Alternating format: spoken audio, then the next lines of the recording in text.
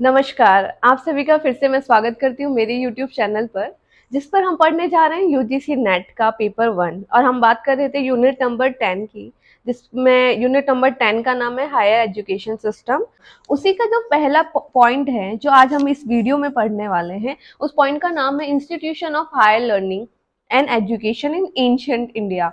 यानी कि पुराने समय में भारत में किस तरह एजुकेशन दी जाती थी और वो एजुकेशन देने के लिए जो जो इंस्टीट्यूशंस थे, जो जो क्या कहेंगे हम, जो जो संस्थाएं उस समय मौजूद थी, उन संस्थाओं के बारे में हमारा पहला टॉपिक है। तो सबसे पहले मैं आपको बता दूं, जो एंशिएंट इंडिया में जो एजुकेशन दी जाती थी उसको मेनली दो पार्ट्स में डिवाइड किया गया है। पहला पार्ट जो है वो है वैदिक एजुकेशन और दूसरा पार्ट है बुद्धिस्ट एजुकेशन। तो आज हम सबसे पहले पढ़ते हैं वैदिक एजुकेशन के बारे में।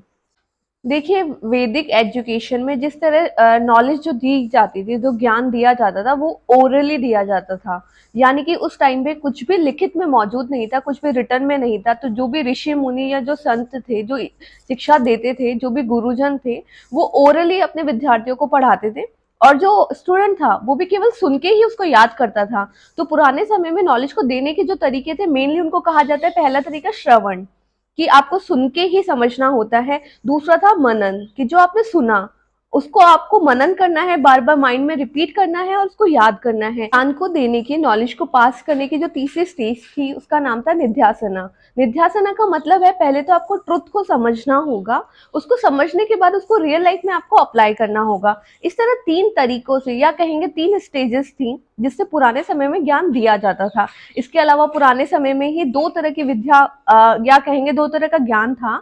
ज्ञान को दो भागों में विभाजित किया गया था, जिसके दो भागों के नाम थे पर विद्या और अपार विद्या। जो पर विद्या है उसमें स्पिरिचुअल नॉलेज को कहा गया था, इसको बहुत उत्तम ज्ञान कहा गया था। पर विद्या में सबसे ज्यादा स्पिरिचुअल नॉलेज को माना गया था, कहा गया था यह विद्या सबसे ऊपर की विद्या है। और जो अपार विद्या है, उस विद्या में साइंस की बात की गई थी, अलग अलग विज्ञानों की उसमें बात की गई थी। इसके अलावा पुराने समय में जब वैदिक एजुकेशन का टाइम था, तब अलग अलग संस्कार भी उस समय प्रचलित थे। और जैसा कि हम जानते हैं कि भारतीय पद्धति में टोटल 16 संस्कार हैं। उनमें से कुछ कुछ जो हमारे मेन संस्कार है, जो हम वैदिक एजुकेशन के अंतर्गत हमको देखने को मिलेंगे, उनमें से एक था विद्यारंभ।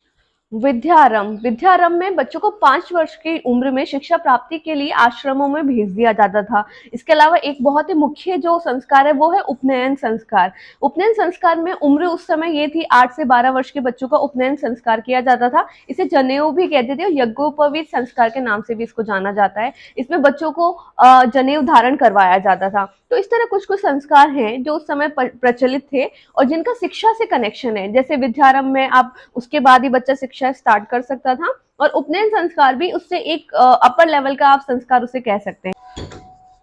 वैदिक एजुकेशन के समय में जो पढ़ी लिखी महिलाएं थी, या यूं कहें जो शिक्षित महिलाएं थी, उन्हें भी दो कैटेगरीज में बांटा गया था। पहली कैटेगरी थी इन शिक्षित महिलाओं की, वो थी सद्योद्वाहास। ये महिलाएं केवल तब तक की पढ़ाई करती थी जब तक उनकी शादी नहीं हो जाती। और दूसरी कैटेगरी में आती थी ब्रह्मवादिनी।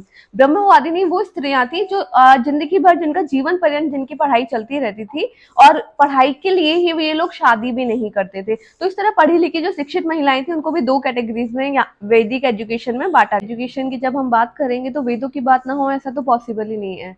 अब हमको पता है कि 4 वेद हैं, ऋग्वेद, सामवेद, अथर्ववेद और यजुर्वेद। तो सबसे पहले ऋग्वेद की बात करते हैं, जो कि हमारा सबसे पुराना वेद माना जाता है। इसमें 1028 मंत्र हैं।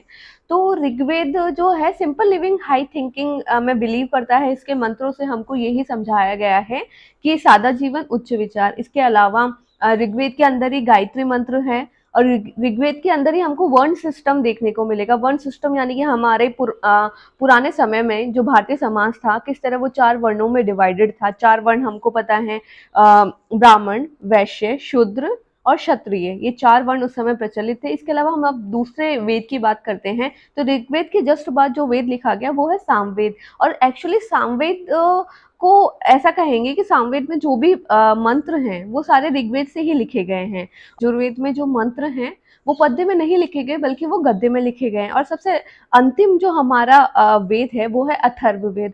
तो इस तरह वैदिक एजुकेशन में हमने देखा, हमारा वैदिक एजुकेशन इसी के साथ पूरा होता है। और इसको मैं एक बार आपको रिवाइज करवा देती हूँ जो जो मैंने आपको बताया है, ताकि आपको रिवाइज करने में इनके पॉइंट्स ध्यान रहें। और ये मैं आपको बता दूं कि जो भी मैंने पॉइंट्स आपको बताए हैं वो पूरी तरह एग्जाम के पर्पज से बताए हैं। जाने से पहले क्यों ना मैं ही आपका रिवीजन करवा दूं। तो आज हमने पढ़ा था वैदिक एजुकेशन। तो देखिए, वैदिक एजुकेशन में जो नॉलेज है 3 तरीकों से इम्पार्ट होती है। एक तो श्रवण, दूसरा है मनन, तीसरा है निध्यासन।